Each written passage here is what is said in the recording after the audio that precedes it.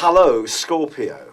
Thank you for joining me for your weekly forecast for week commencing the 3rd of April. It is true that the sun continues in the part of your scope that's to do with life's everyday nitty-gritty issues.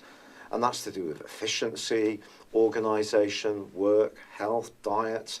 And if all these areas are running smoothly for you, then that's something to celebrate.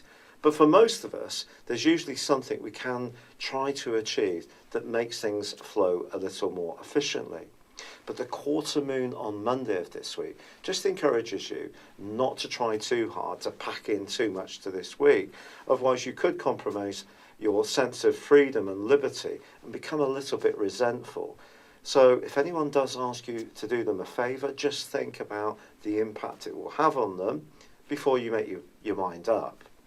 Now, of course, the move of Mercury last week into your sector of relating to join up with your traditional ruler of Mars puts a big emphasis on how you interact with others. This combination can be great for business, where you may have to be a bit more competitive, or if you love sport. But also, if you're single, it may see you thinking more carefully about your love life. Speaking of which, Venus, the planet of love, reverses back into the most magical part of your scope, the sign of Pisces. But until the 15th of this month, she is going to continue to rewind. And it is going to be important to understand through the whole of April, she clashes with the rather stern energies of Saturn. If there is someone that you're really drawn to, this combination suggests that you don't try too hard to please or impress them. That's not to say that you shouldn't do nice things to cultivate this relationship, but don't kind of put 1,000,000% of effort into it. You need to be making sure that what you're giving out is coming back to you too, and measure that carefully. Saturn actually goes into a retrograde on Thursday, suggesting over the next 5.5 months, if you can find ways to improvise and squeeze a bit more out of your daily budget, then that's going to be something that you can gain a lot of personal satisfaction from. But this combination for the rest of this month just cautions us all, but especially you, not to be too frivolous. However, by Sunday, well, Mercury goes into a retrograde too.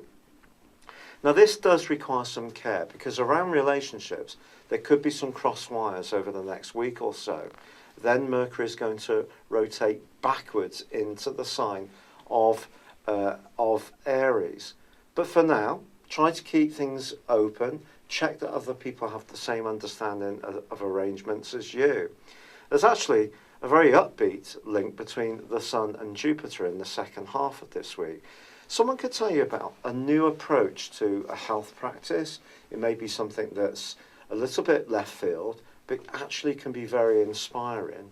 Or you could find yourself wanting to step up your own physical activities in order to make yourself feel better. Just, again, don't try to take on too much. So this is a week with lots of rich potential, but it's actually maintaining a little bit of a balance between its potential extremes. If you can walk that middle ground, I think it's a week that you can come through extremely well. It's been a real pleasure being with you. Thank you for joining me. Good luck and goodbye for now.